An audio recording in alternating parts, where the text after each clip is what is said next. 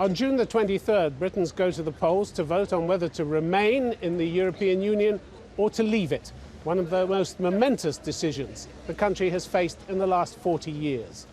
One of the key drivers in the exit or Brexit campaign is the UK Independence Party, or UKIP. And my guest is Diane James, one of the party's vice chairs and one of its MEPs. Why should British voters take a leap into the darkness with a party like hers?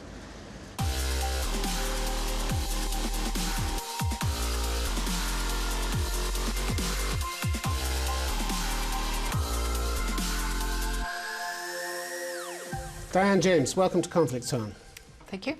We're in the final straight before the referendum. The latest average of 6 polls from May the 17th to May the 25th has the Remain camp on 53% and Leave on 47%. You appear to be losing the argument. Well, the polls got it completely wrong for the United Kingdom general election. That's been acknowledged worldwide. But you were in a better place 6 weeks ago, weren't you? And in terms of those polls, I'm still a great believer that there is everything to play for.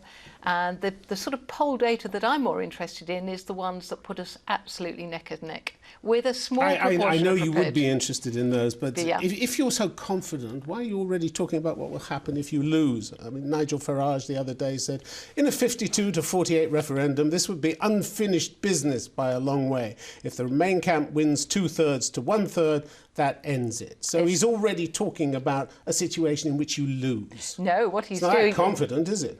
What he is doing is very cleverly motivating and ensuring that those are people that actually want to get the United Kingdom out of the European Union are reminded of the importance of making their visit to the polling stations and getting that X in the right place on the ballot paper. What he is actually saying is that we'll go on having referenda, we'll go pushing referenda until we get the result we want, isn't he? That's what he's actually saying. There's 2 points there, isn't there? First of all, we've got David Cameron, the United Kingdom Prime Minister, saying absolutely no, there is no second referendum. That's the first, I think, marker in the sand.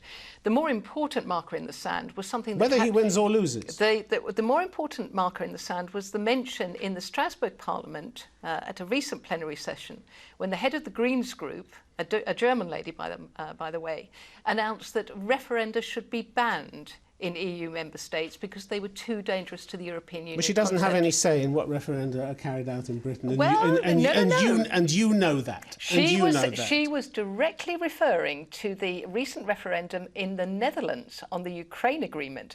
So there was a German MEP, but neither here nor there when it comes to the British referendum, as well you know. You're just preparing to be bad losers and keep on calling for further referenda, aren't you?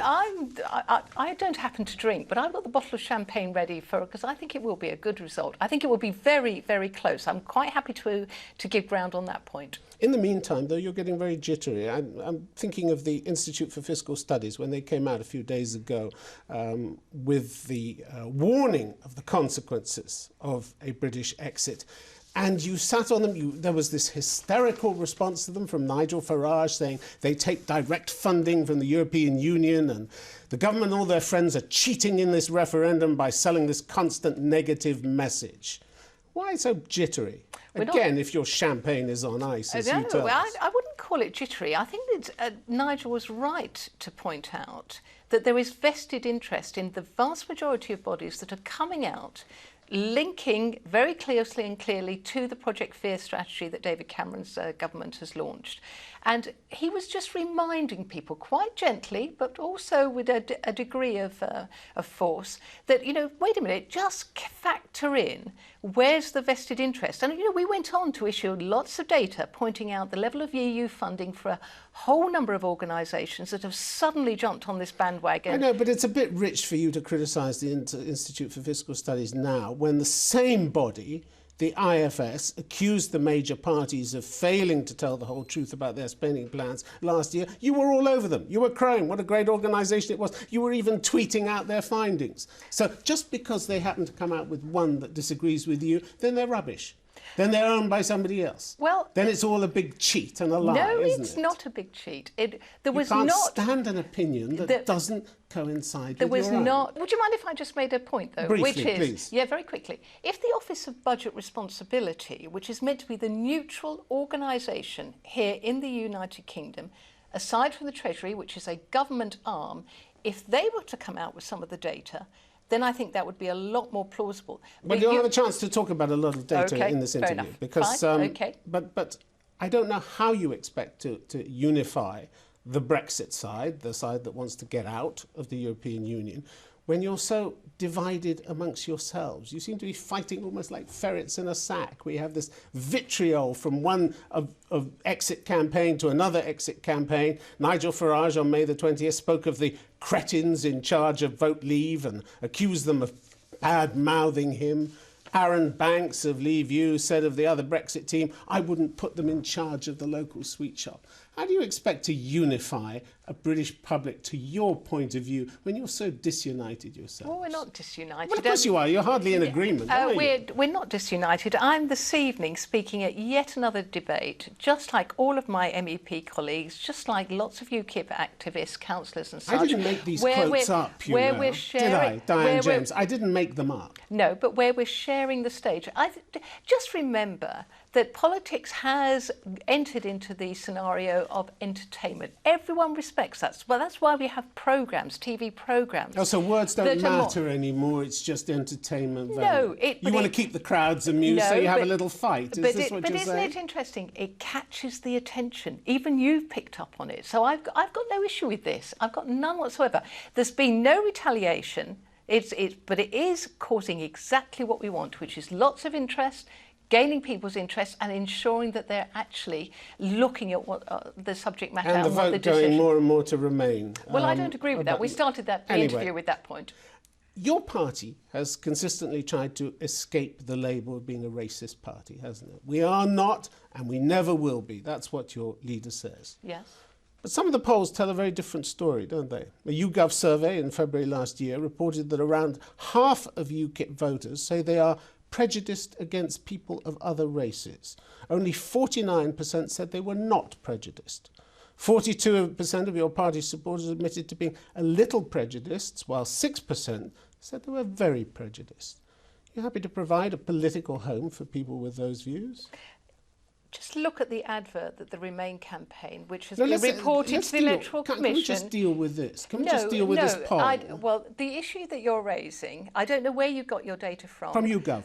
Okay, I've got no faith in YouGov. It's a polling organisation. Let's accept then you have no faith in anybody who has a contrary opinion to yours. If you were giving me, for instance, TNS data, a respected market research company, a company that doesn't have a political affiliation, that is not linked in terms of their interest and their support for a particular political party.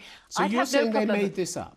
No, I'm not saying they've made it up, but doesn't it suit their client and their affiliation? So address it if they're not making it up. So please address it. Okay. I'm asking how you feel. Could you just remind me when the data was taken? It was February last year. February 2015. In the run-up to the general election, when UKIP was under the most ferocious attack from the Conservatives in particular, but also from other political parties, and they were trying with every means, and you've given us some brilliant examples, to label us as racist and homophobic, and they really did throw the book at us. Do you buy into the idea that the EU is some kind of rotting corpse that we need to get away from in Britain, that British people need to get away from? Well, you've used the phrase rotting corpse. I wouldn't use it that. I would say it's a concept... I think it came from one of your erstwhile MEPs. Well, maybe, but you direct the question at me. Sure. I'm responded by saying I wouldn't describe the EU as a rotting corpse, personally.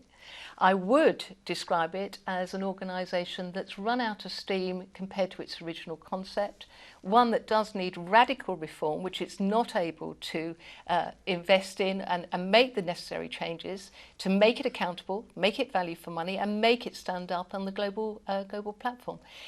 On that basis, for me, it's a failure, yes. It's a failure, but it contains 8 of the 20 most competitive economies in the world. That's not a hallmark of failure, is it? Well, it is when you compare France and Italy, which are effectively economic basket cases, and Greece as well. But 8 of the 20 most competitive economies in the world, and you still say it's rotten. It's a basket case. No. What I am saying, I'm just challenging you back, because you've given me a phrase, and you're using one description, which is they're competitive. All right, but you're saying it's on the way out. No, sorry, I'm saying the EU is. Yes, I'm just going back to the member states and saying your point was that they are competitive. I'm saying that if they were economically positive and economically viable, that would be a more important measure. But if they weren't, why would they attract ever greater flows of foreign investment from Japan, from China, from India and the United States? Their percentage investment flow into Europe has gone from 20% in the 1950s to 55%. Which countries are we talking about? Could you remind me? Japan, China, India and the which US. member states, sorry? Are what, the 8 states that are in the 20? Belgium, Denmark, Finland, UK, Sweden, Netherlands, Germany and Luxembourg. Okay. Those are the 8 states. Okay, thank you very much. Yeah. Good. You didn't know that. No, I wanted to know. Because these are figures from the World Economic Forum. I gave you 4, and I wanted to hear who the other 4 was, and they were, shall we say, smaller member states. They may be. Well, hardly Germany. No, I put Germany when it was one of the biggest. It's countries such as Finland and Belgium is what I was referring to. But it doesn't change the point that 8 out of the EU countries are in the 20 most competitive economies in the and world. one of the big issues... And that's hardly an organisation that's going downhill. No, but one of the big issues that Mr Juncker's got, and the whole EU concept has got, is this risk of contagion. And what they fully recognise is the number of countries that have got effectively a big Eurosceptic component, no matter whether some of those, and Germany is a prime example, very successful economically, although there is some data today in the media that's suggesting maybe that dream is going out the window. But the point I'm making is that this issue, if they let the United Kingdom go, with a very, very vibrant market, with a free market approach compared to many of the other European states, what then happens? Let's look at what then happens. Because one of the accusations against the Leave side is that you consistently fail to articulate what the British economy would look like after Brexit. Last December, we got a flash of real honesty from Nigel Farage at the Oxford Union when he said that I will accept that none of us knows what the risks are if we leave the European Union. Marvellous. The most momentous decision that the British are being required to take in 40 years, and you don't know what the risks are. So it's sort of fly with me and we'll see what happens, isn't it? Yes, but that's it, isn't it? The whole point is that if we... You don't think the country is worth more than that? The whole point is if we put the X in the box, in the right box on the ballot paper, we then have 2 years of hopefully a responsible government, hopefully a responsible team that will negotiate an exit package which is 101% hopefully is a big positive. word. It's like surely, isn't it? Sorry, what is? Hopefully is a big word. It's like surely, isn't it? Yes, it maybe, is. You know, with luck.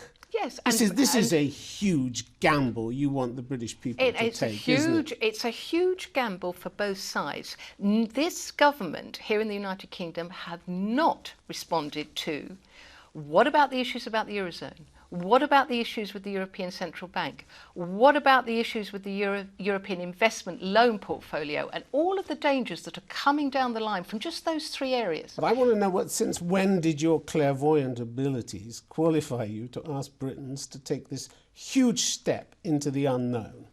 Yeah, but isn't it No, fascinating? you don't have any. You don't have any clairvoyant abilities. You have a leader who's tried 7 times to get elected to the Parliament at Westminster and failed. I have to say my career to date has not included being a clairvoyant. You're quite right. I'm a member of the European Parliament. What I do is voice and verbalise as much as I can the issues that arise in Strasbourg and in Brussels. I try and get those covered in the media and the press here in the United Kingdom to really, really highlight, which our media sometimes doesn't take sufficient notice of what is wrong with the whole European Union concept. Now, what we've been able to do during this campaign is give example after example, actually inform the public. So it's all very well Project Fear saying, oh my goodness, everything's going to hell in a basket. We'll come on to your basket. Project Fear a little later. Let's come to figures. Yes. I know you like figures because you said the EU referendum deserved to be decided on facts and not fear. That's something that you actually said. Yeah. This claim that 350 million is what Britain sends to the EU every week. So Andrew Dilnot, chair of the UK Statistics Authority, Yep. you probably think he's just another sham, part of another sham organisation. He wrote in February that this statement is potentially misleading. He says there was a lack of clarity in the way the official statistics had been drawn on in the statements he considered. In particular, I note the use of the £350 million figure, which appears to be a gross figure, and doesn't take into account the rebate or other flows from the EU to the UK public sector or flows to non-public sector bodies. So he's telling you a figure doesn't hold up. Okay, the figure has been used and is being used by Vote.Leave, which is the official designated leave organisation in this referendum. Doesn't matter, does it? He's saying it's a rubbish figure. I have made the point, and I made the point at a debate last night, that I didn't agree with that figure. I will now give you my view on it. I think it's a complete underestimate, because what it does, it takes our, if you like, that one big contribution, and it then removes an element of rebate, but not sufficient. It divides it by the number of days in a year, and it comes up with a figure. Now, Professor Ian Begg of London University goes even further than Andrew Dilnot. He says the amount that the Treasury remits to Brussels, and thus the direct cost to UK taxpayers, always has the rebate deducted before payment is made. Because of this, the correct figure, taking into account the rebate, should be around 280 million a week. That's 70 million lower than the one that your campaign is touting. No, it's the campaign, as I've just mentioned. It's a figure launched by Vote.Leave. It's a figure that Nigel Farage has used many times. And he's the leader of your party. OK, well, I'm using the figure of 208. So you're saying he's wrong now. Here's another split between you people on the Brexit side. Thank you for informing me that Nigel's using the 350 million. I'm using the 280 million figure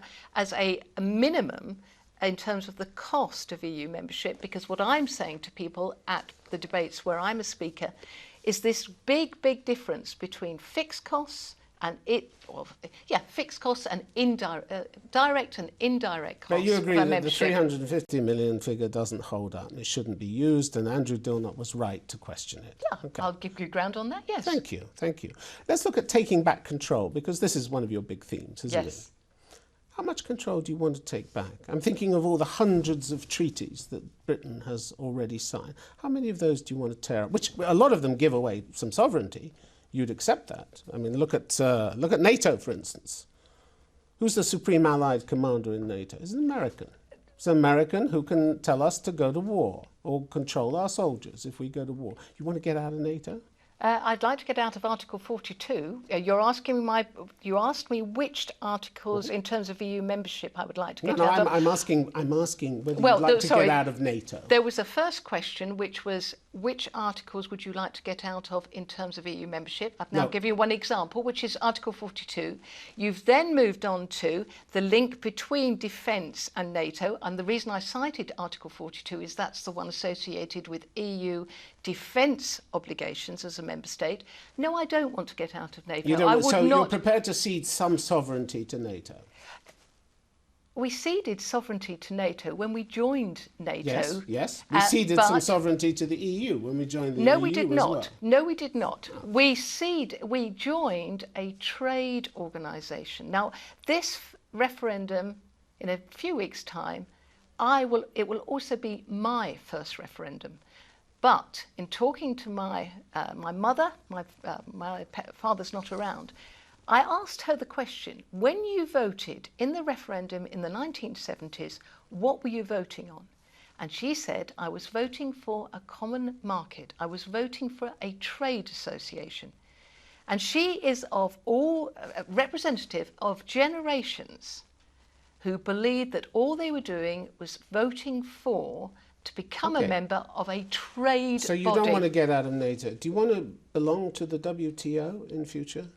We would take up our place on the WTO, yes. Well, despite the fact that the head of the WTO says it would have to be renegotiated with 162 countries. We have a trade agreement. We don't have any trade agreements with the United States, but we trade with the United States. And so I find this... Under WTO rules, because we're a member of the WTO. Okay, and the head of the WTO is saying if there's Brexit, you would have to renegotiate your membership of the WTO with 162 countries. I'm delighted to take lessons from the head of the WTO. I will happily go and now read what you've just explained to me, and I'll be able to comment at a future stage. But I'm just fascinated that here's another individual telling us as an external body, why don't we get that sort of absolutely honest information with the necessary detail so they're dishonest. The WTO is now dishonest, from our own government representative, our own elected MP, and effectively our own business department. Let's go back to facts. Yes, laws, for instance. Yep. Nigel Farage told CNN, February the 18th this year, that 75% of the laws in Britain are now made by the institutions of the European Union. You go along with that? I certainly go along with it's a figure in that region, yes. Because it turns out that figure comes from a mistaken interpretation by a former senior European official, and it was pointed out by Channel 4 that you decided to stick with the bogus figure even though the mistake was pointed out to you. According to the House of Commons Library in 2010, between 15 and 50% of UK legislation comes from the EU, depending on how it's measured. European Centre for Policy Studies says that only 6.8% of UK primary legislation and 14.1% of UK secondary legislation was passed in order to implement EU laws. So your figure is way ahead of anybody else's figure. Why is that? Do you mind if I respond initially with an anecdote? Will you allow me to do that? I'd much prefer you to answer the question. It may be a difficult question. But no, it's not a difficult question. All I was about to say was that as an elected MEP, as somebody who sits in the plenary sessions in both Strasbourg and Brussels, I watch the decisions being made. I see some of the potential legislation coming through. And then I watch a matter of months later some form of legislation being enacted or discussed or being proposed here in the United Kingdom. I'm able to make that direct link. You have given me, quite rightly, organisations that are saying, pinpoint, absolutely pinpoint, where does that come from? And they're nowhere near your figure. So are you agreeing with the figure or accepting the corrections that others are making to it? I'm sticking with a figure well over 70%. Remember, well over 70%. Well over 70%. I'm not quite...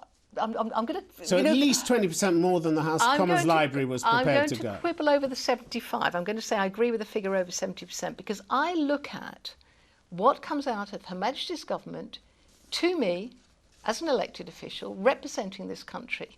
And I look at that data that tells me what Her Majesty's government is having to enact given decisions made in Brussels and Strasbourg. One of the key planks of the exit campaign that Nigel Farage has spoken of, he says that Turkey is the single biggest reason for leaving the EU. Turkey and the fact that it may at some point join the EU. Although the Leave Camp's ad says in crimson danger red, Turkey, population 76 million, is joining the EU. That's a misleading ad, isn't it? They're not joining now, they're not joining next week, they're not joining next month, they're not joining next year. They may never join at all. They don't need to now. Look at what they've achieved. Okay. So the ad is even more misleading, then, isn't it? No, it's not. They were... If you... Again, I may be teaching you to suck eggs, and that's just an English phrase for which I apologise. But again, if you look back over the last few years, and you look at the plenary sessions, you will see various updates on member states, countries that are seeking member state status, and they go through a series of steps towards a process and towards an end point. And Turkey is one of those. Yes, but there's so much opposition to it. You don't happen to point out that any of the 28 countries in the EU could veto Turkey's membership. Yeah, that's quite true. They could. They could. UK could. The UK could. Cyprus could. Germany has already said it's against EU membership for Turkey. Yes. So it's not going to happen, is it? So why keep on with this scare, Project Fear ad from your side? Be very scared. That's what the implication of this ad is, because Turkey's joining the EU. It isn't joining the EU, and the ad is wrong, isn't it? I think I will go on record as saying I believe Turkey will join the European Union. It doesn't need to even begin to comply with some of the issues that were set out in terms of its accession, because it's managed to hold the European Union to ransom over the migration crisis. Beautifully done.